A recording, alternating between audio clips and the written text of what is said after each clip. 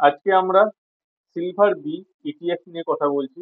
এটা আমার এই ইটিএফ এর থার্ড ভিডিও। দেখুন, আজকে প্রাইস চলছে 109 টাকা 2 পয়সা।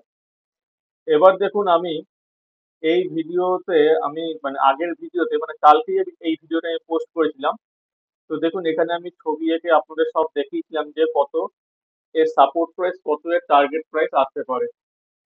তো যদি আপনারা যদি আমার চ্যানেলটা সাবস্ক্রাইব করে থাকেন, আর যদি আপনারা যদি ভিডিওটা দেখে থাকেন, তাহলে আপনারা আশা করি নিশ্চয়ই শুনেছেন যে আমি বলেছিলাম যে 106 টাকা 70 বা 72 এরকম কিছু একটা আমি বলেছিলাম। আরেকবার দেখে নিচ্ছি আমি। হ্যাঁ, 106 টাকা 82 পয়সার নিচে আসার সম্ভাবনা খুব কম, কিন্তু যদি চলে আসে তাহলে নেক্সট যে সাপোর্ট লেভেল থাকবে সেটা থাকবে 105 টাকা 82 পয়সা। কিন্তু আমি বলেছিলাম যে 106 টাকা 82 পয়সাটা ভাঙাটা উচিত নয়। তো কালকে মার্কেট ক্লোজ হয় আপনার 106 টাকা 99 পয়সা, মানে মোটামুটি সাপোর্ট প্রাইসের কাছাকাছি চলে আসে। এবং আমি আপনাদের বলেছিলাম যে আমি 3.5 লক্ষ টাকা বা 4 লক্ষ টাকার কাছাকাছি এখানে ইনভেস্ট করবো। তো অলরেডি আমি ফুললি ইনভেস্টেড হয়ে গেছি। এবং আমার সেই মুহূর্তে অ্যাভারেজ যেটা প্রাইস, আমি 109 টাকা 25 পয়সা থেকে আমার বাইং জন এসেছিল, তো 109 টাকা 25 থেকে আমি কিন্তু অ্যাভারেজ করতে থাকি, করতে করতে আমি 107 টাকা 50 পয়সাতে আমি অ্যাভারেজ আমি পুরোপুরি করে ফেলি। তো যাই হোক, তো আজকে আমার 109 টাকা প্রাইস চলছে, তো 109 টাকা 2 পয়সা একটু আগেই দেখলেন। তো অলরেডি আমি প্রফিটেবল হয়ে গেছি। তো আমি এখন ওয়েট করব 111 টাকা 26 পয়সাতে। তো 111 টাকা 26 পয়সা আসার পর আমি আরো একদিন ওয়েট করে দেখবো যে রিটেস্টে কি হচ্ছে, যে এই ব্রেকআউট জোনটাকে ভাঙতে পারছে কিনা। যদি ভেঙে যদি বেরিয়ে যায়, অর্থাৎ 112 টাকার কাছাকাছি যদি চলে যায়, তো খুব ভালোই হয়। তো সেটা আমি ওয়েট করে দেখবো যে আদতে যাচ্ছে কিনা। যদি যায় তখন ফালতু ওয়েট করে লাভ নেই, তাহলে তখন আবার ঘুরে নিচের দিকে নেমে যাবে। তো যখনই দেখবো যে 111 টাকা 20 পয়সা চলে এসছে, তখন অলরেডি আমি পার্সিয়াল প্রফিট বুক করব।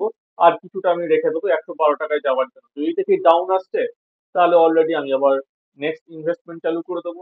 আর যদি দেখি যে না, ডাউন আসছে না, আপওয়ার্ডে যাচ্ছে, তাহলে আমি ওয়েট করবো যে কোথায় রিভার্স হয়ে আবার নিচে ঘুরছে তার জন্য।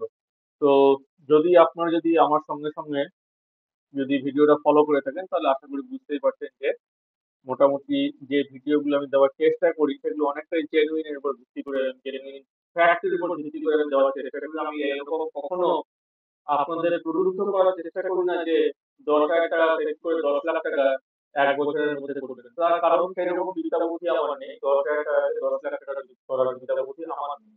অনেকের হয়তো আছে। তো যাই হোক, তো ভিডিওটা আমি এখানেই শেষ করছি। যদি ভালো লেগে থাকে তাহলে অবশ্যই ভিডিওটা লাইক করবেন, শেয়ার করবেন, চ্যানেলটা সাবস্ক্রাইব করবেন, আর আপনাদের মূল্যবান মতামত দিতে ভুলবেন না। ও আরো একটা কথা বলে দিই, যে আমি সেবি রেজিস্টার্ড জার্নালিস্ট নই। সেই জন্য আমার কথা শুনে আবার কিন্তু আবার ইনভেস্ট এখানে করে দেবেন না। আপনারা ইনভেস্টমেন্ট করার আগে যথেষ্ট কিন্তু রিসার্চ করবেন। রিসার্চ করার পর আপনারা কিন্তু আহ, এই ইনভেস্টমেন্টটা করবেন। দরকার হলে কোনো সেবি রেজিস্টার্ড ফাইন্যান্সিয়াল অ্যাডভাইসারের সঙ্গে আলাপ আপনার কথাবার্তা বলে নিতে পারেন। আমি কিন্তু সিভিল রেজিস্টার্ড অ্যানালিস্ট নই।